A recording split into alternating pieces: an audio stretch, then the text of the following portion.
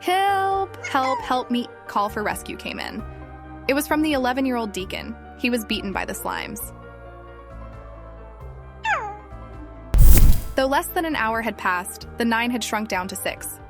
It might seem pathetic, but these results were as predicted. No one had expected to see anything special from those 3 dropouts. Go back to the annex and rest. Yes. Labyrinth floated an image of the labyrinth's interior into the air. It was divided into 6 screens to show each of the 6 children.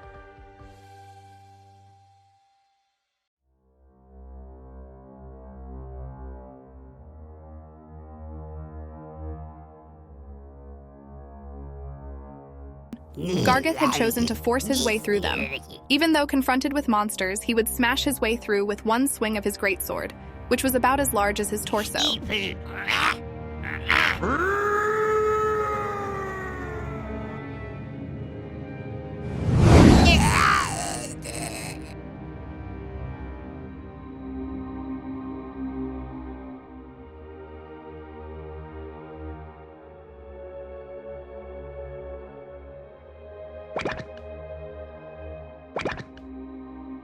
Desiree is agile, and she also has a good intuition.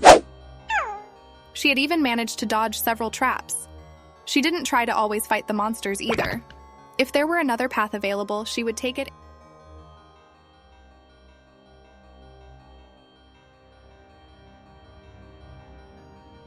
Cyan is being overly cautious, but that's not so bad. Ancilla had obtained the notes of famous adventurers and the blueprints of several labyrinths, and had used them to train the twins. Through this, the twins learned the basic information and strategies for conquering labyrinths. As long as they used their judgment, it was possible to escape a trap during the moment that it activated.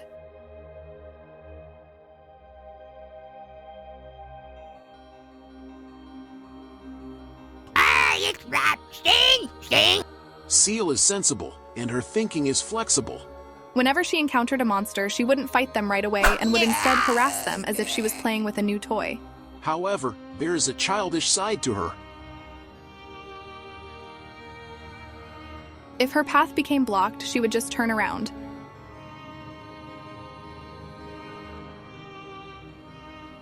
Iode wasn't focusing on breaking through the labyrinth. Instead, exclaimed in admiration every time he saw a monster. And after defeating a monster, instead of leaving immediately, he would examine the magic from the corpse for quite some time with shining eyes. His eyes, which were dull and dead whenever he slashed at the monsters with his sword, revived with a smile whenever they touched magic. He seems to be very interested in the magic. Has wanted to learn magic ever since he was young. I even invited a magic teacher from the capital, just so that he could learn properly, but halfway through, he refused to learn any more magic. Do you know his reasons for that? Reality forced him to give it up. For the sake of his mother, he decided that he needed to become the next Lionheart head. And because magic provides no advantage in the competition for succession, he had to turn away from it. Well, that's understandable. Although magic offers countless possibilities, it is still a long and difficult road to get to that point. Truthfully, I would be happy if Io chose to walk the path of wizardry. However, if he receives an offer to become the disciple of the head wizard of the Red Tower, he won't possibly be able to refuse, because Iode still has a great passion for magic burning in his heart. I can't give you the answer you want right away. Since I have a good relationship with you, I can take him with me. But if he doesn't show me that he has the qualifications for it, I won't be making him my disciple. That's not a problem. It also wasn't my intention to force you to take him in.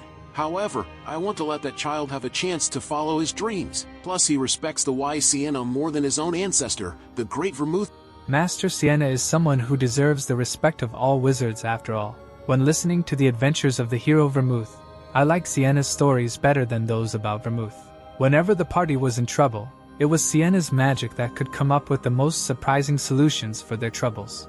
That fairy tale was also read to me when I was young, but to tell you the truth, my favorite person from the story wasn't Vermouth nor Sienna. Then who was it? I actually preferred. What's wrong? Look at him.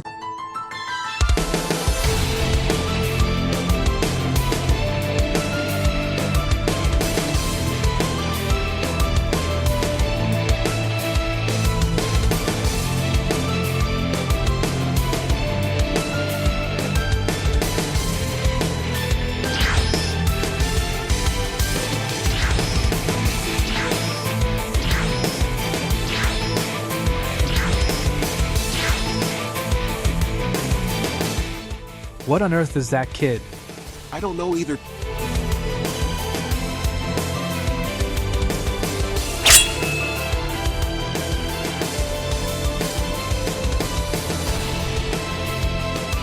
For there to be trolls of all things, weren't they too much of an opponent for children in their teens? After he had painstakingly finished dismantling the troll, Eugene walked past its corpse with a satisfied expression on his face. It's amazing. Very amazing. He shouldn't have faced a troll before. A 13-year-old child at that. Rather than stiffening in fear, he cleanly and confidently neutralized the troll as a threat. Loberian, whose jaw had dropped open in blank surprise. Wow, that was brutal. I don't think there was a need to go that far. Gilead couldn't find any flaws in Eugene's swordsmanship. If he had to point something out, it would be that Eugene's performance was closer to slaughtering and butchering an animal than it was to pure swordsmanship. Loberian knew exactly what such a child should be called. A genius.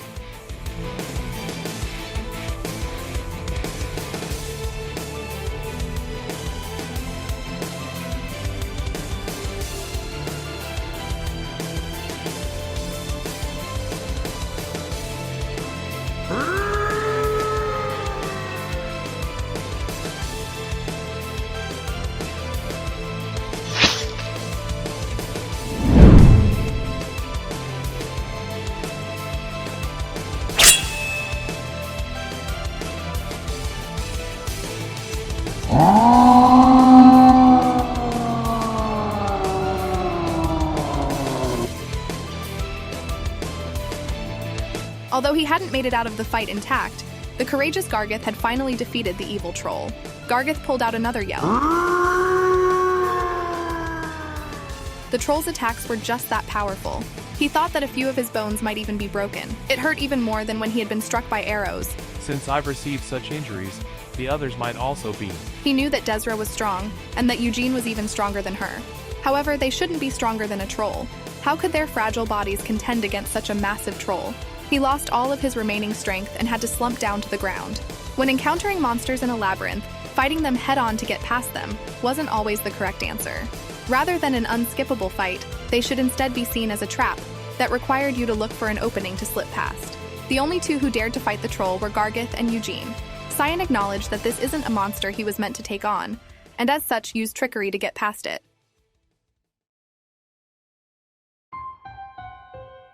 Brother.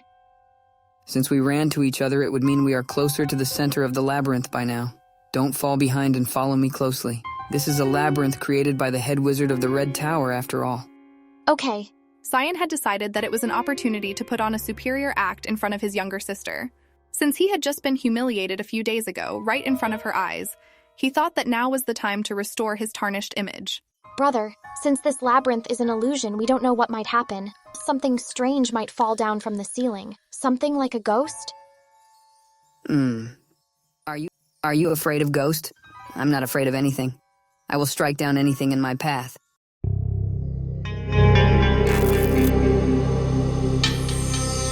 Ah!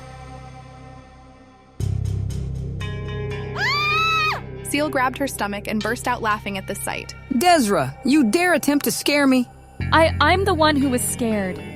What's with your face and all that blood? You were planning on ambushing us after you surprised us, right? This is because I got hurt. Don't lie to me. He had actually hit upon the truth, but Desra hadn't even gotten a chance to attempt her plan before it was already ruined. Desra groaned in frustration and turned around. Then she started running away at full speed. Brother, she's running away. She dares. Seal, let's go after her. Cyan was genuinely angry. He had been made to scream in an unsightly manner in front of his younger sister. That was why he definitely couldn't forgive her. Where's that idiot Gargith gone to?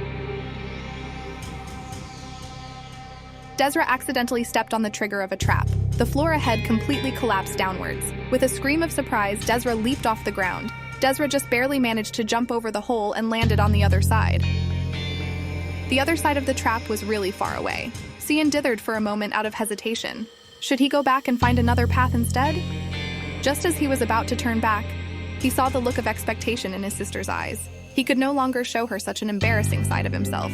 He was saving his mana for the boss fight. The mana flowing through his body easily allowed him to leap over that great distance. Seal, you should jump too. I'll catch you. With reassuring eyes, Cyan spread his arms wide. However, Seal simply leaped over the trap and landed beside him on the other side without needing Cyan's help at all. As expected from my little sister. After awkwardly lowering his arm, Cyan resumed his pursuit of the escaping Desra. Ahead of them, Desra had stopped as well. At the conclusion of their fierce race, the three had actually managed to reach the center of the labyrinth. In the center of the cave sat a monster, which was even larger than a troll. "It's the boss monster," one of them whispered. Why are the three of you together? What are you doing here? I was interested to see who'd be arriving first.